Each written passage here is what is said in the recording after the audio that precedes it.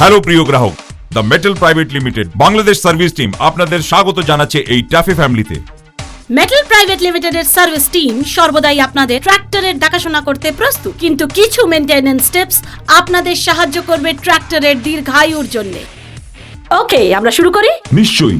সবার আগে জানাচ্ছি অপারেটর ইনস্ট্রাক্টর বইয়ের ব্যাপারে। এই বইতে বিস্তারিতভাবে জানানো হয়েছে ট্রাক্টর অপারেশনস, রক্ষণাবেক্ষণ এবং ছোটখাটো অ্যাডজাস্টমেন্ট। ট্যাফে ট্রাক্টর সম্বন্ধে প্রত্যেকটা কথা পরিষ্কার এই বইতে লেখা। বইটা ভালো করে পড়ুন ট্রাক্টর ব্যবহার করার আগে। বইতে প্রয়োজনীয় সকল কিছু পাবেন। এই দৃশ্যমান উপস্থাপন ট্যাফে ট্রাক্টর সম্বন্ধে বুঝতে আপনাদের সাহায্য করবে। এবার আমরা ট্রাক্টরের সামনের অংশের বিষয়ে জানাবো। একে বলে ফ্রন্ট গ্রিল। ভালো বায়ু চলাচল ইঞ্জিনকে ওভারহিটিং থেকে বাঁচায়। দয়া করে খেয়াল রাখবেন এই গ্রিলটা যেন সব সময় পরিষ্কার থাকে। এই হলো অ্যাডজাস্টেবল ফ্রন্ট অ্যাক্সেল। এটা দিয়ে ফ্রন্ট ট্র্যাকারের উইডথ বাড়ানো বা কমানো যেতে পারে। আসুন আমরা বুঝি এটা কেন দরকার। একটি স্ট্যান্ডার্ড ফিটমেন্ট, তাতেই আমাদের কাজ চলতে পারে। কিন্তু যখন অন্য কারণে ট্র্যাক্টর ব্যবহার করা হয়, তখন ওভারল্যাপিং বাঁচাতে, স্থায়িত্ব বাড়াতে, ওই সময় চেঞ্জ অফ ট্র্যাক্টরের দরকার হয়। প্রিয় গ্রাহক, সামনের অংশের ব্যাখ্যা এখানেই শেষ। এবার ট্র্যাক্টরের বাঁ দিকে লেফট সাইড অংশের ব্যাখ্যা করব। ট্র্যাক্টরের সিরিয়াল নাম্বার বা ইঞ্জিন নাম্বার ট্র্যাক্টরে দেওয়া আছে। এই ট্র্যাক্টরের serial number company, TAFE distributor ও ডিলারের সাথে যোগাযোগের সময় কোড করুন, তাহলে আপনার প্রশ্ন তৎক্ষণাৎ অবগত করা হবে সহজভাবে। এটা ফুয়েল ট্যাঙ্ক।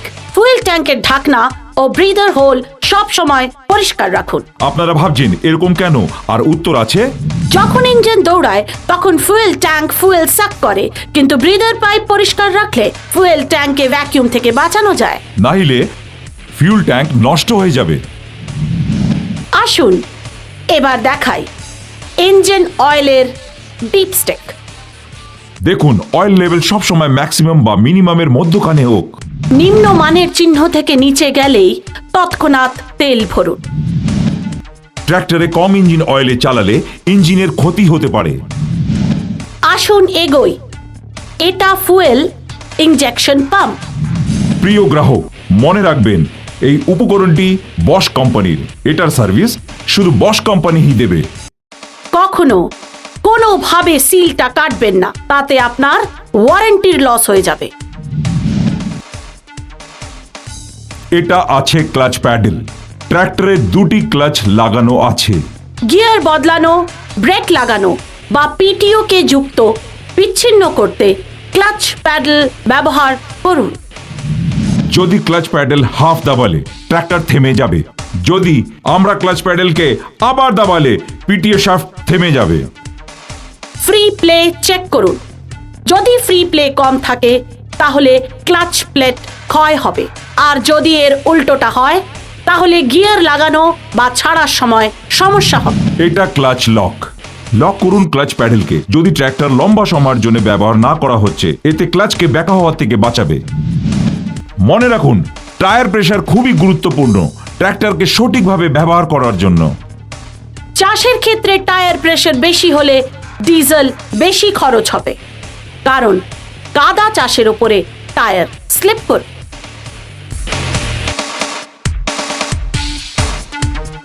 স্বাভাবিক ডিজেল খরচার জন্য ভালো টায়ার লাইফ এবং ভালো ট্র্যাকশনের জন্য নির্দিষ্ট টায়ার প্রেসার জরুরি। এয়ার ক্লিনারকে সবসময় পরিষ্কার করুন, না হলে ইঞ্জিন বেশি ফিউল নেবে আর ভারী বহন করবে না। ফুয়েল ফিল্টারের কন্ডিশন চেক করুন। যদি ঠিক থাকে তাহলে শুধু পরিষ্কার করুন, আর যদি ঠিক না থাকে তাহলে পরিবর্তন করুন। এখান থেকে ধুলো পরিষ্কার করুন। এটা ফুয়েল ট্যাপ। ফুয়েলের সাপ্লাইয়ের জন্য ট্যাপ অ্যান্টি ক্লকওয়াইজ ঘোরান। বন্ধ করতে ট্যাপকে ক্লকওয়াইজ ঘোরান।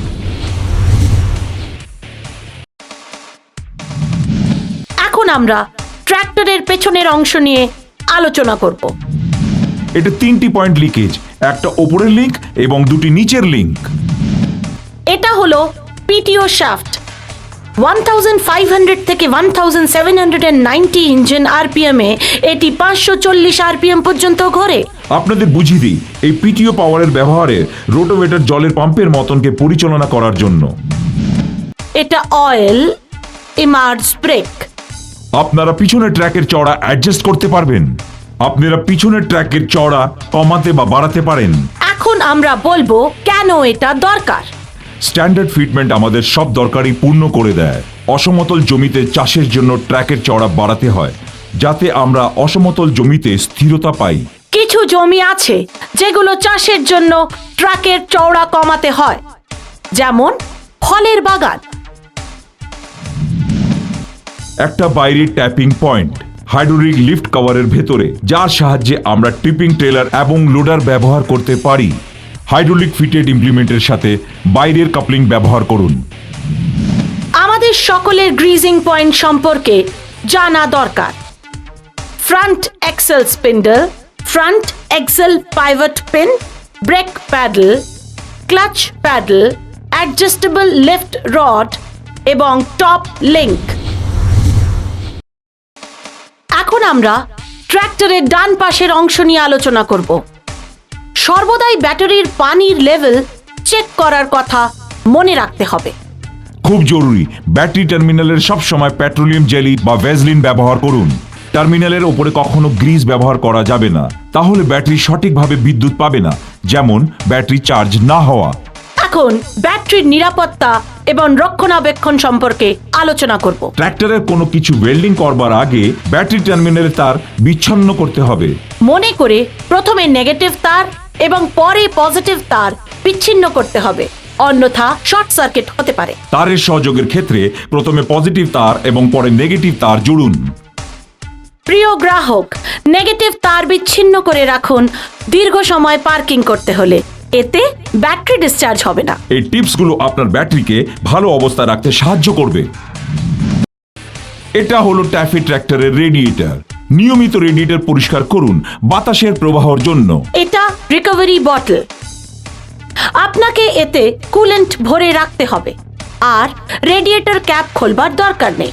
কুলেন্ট লেভেলকে মিনিমাম মার্ক পর্যন্ত ভরুন। কুলেন্ট লেভেল মিনিমাম এবং ম্যাক্সিমাম মার্কের মধ্যে রাখুন। আপনি নিশ্চয়ই ভাবছেন কেন রিকভারি বোতল?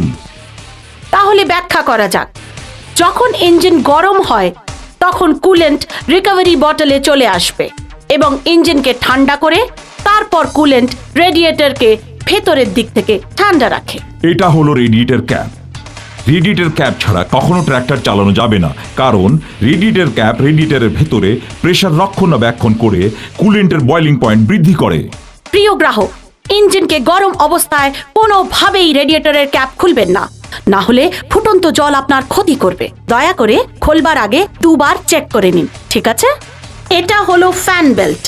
ফ্যান বেল্টের টেনশন নির্দেশিকা অনুযায়ী থাকা উচিত। ফ্যান বেল্ট লুজ থাকলে অল্টারনেটর ব্যাটারিকে চার্জ করবেন না। ইঞ্জিন ওয়াটার পাম্প সঠিকভাবে কাজ করবে না, ইঞ্জিন গরম হবে।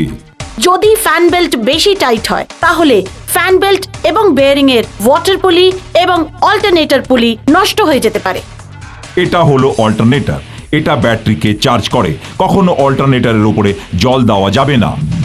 এটা হলো পা এবং হাতের থ্রটল। জমি চাষের ক্ষেত্রে কোনোভাবেই পায়ের থ্রটল ব্যবহার করা যাবে না, কারণ অসম স্পিড ফিল্ডে অসম অপারেশনের কারণ হবে এবং অসম স্পিড অমসৃণ চাষের একটি অন্যতম কারণ। এটা হলো স্বাধীন ব্রেক প্যাডেল। মালামাল পরিবহনের ক্ষেত্রে ব্রেক প্যাডেল অবশ্যই লক করে রাখা উচিত। এটা হলো ট্রান্সমিশন অয়েল ডিপ স্টেপ। তেল লেভেল সবসময় সর্বোচ্চ থাকা উচিত।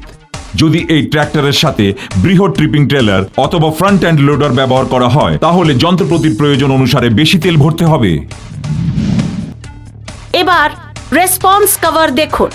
কভারের ওপরে প্লাস এবং মাইনাস মার্ক করা আছে। ফিল্ডের প্রয়োজনীয়তা অনুসারে সঠিক ড্রপিং স্পিড এবং ড্রাফটের কন্ট্রোল করার জন্য আপনি লিভারকে প্লাস অথবা মাইনাস মার্কের মধ্যে রাখতে পারেন। আপনার ট্র্যাক্টরের হাইড্রোস্ট্যাটিক স্টিয়ারিং। দয়া করে নিয়মিতভাবে রিজার্ভারের তেল চেক করুন। ভারী চাষের ক্ষেত্রে হুইল স্লিপেজ দূর করতে পেছনের চাকায় অতিরিক্ত ওজন ব্যবহার করুন। এবার আমরা ট্র্যাক্টরের ওপরের অংশ দেখব। এটা একটা ইনস্ট্রুমেন্ট ক্লাস্টার।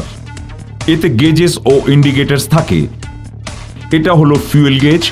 ফুয়েল গেজ দিয়ে ফুয়েল ট্যাঙ্কের ফুয়েল লেভেল জানা যায়। প্রিয় গ্রাহক, দয়া করে অয়েল প্রেশার গেজের দিকে খেয়াল রাখুন। এতে ইঞ্জিনের অয়েল প্রেশার দেখা যায়। আর ধরুন যদি নিডল লাল জোনের নিচে চলে যায়, তৎক্ষণাৎ ইঞ্জিন অয়েল লেভেল চেক করুন।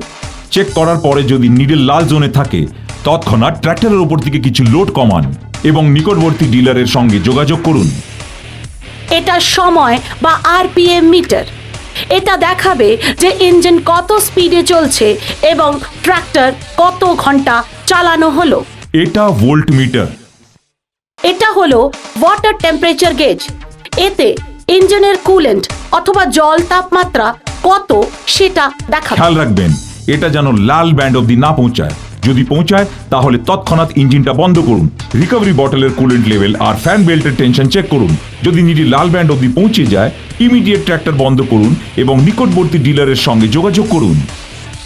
এটা ইন্ডিকেটর সুইচ এবং এটা হ্যাজার্ড ওয়ার্নিং সুইচ।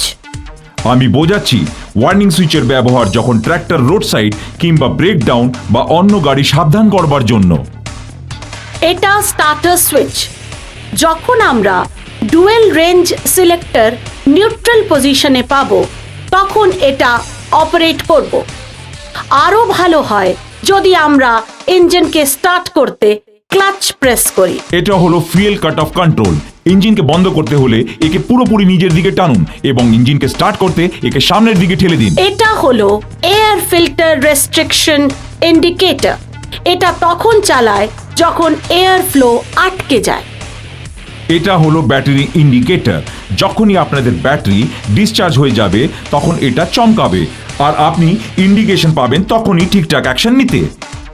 এটা ফরওয়ার্ড এঙ্গেজমেন্ট ইন্ডিকেটর। এটা হলো গিয়ার শিফট লিভার। এই লিভারের সাহায্যে আপনি পাবেন 8টা ফরওয়ার্ড স্পিড এবং 2টি রিভার্স স্পিড। এটা হলো পিটিও এঙ্গেজিং বা ডিসএঙ্গেজিং লিভার।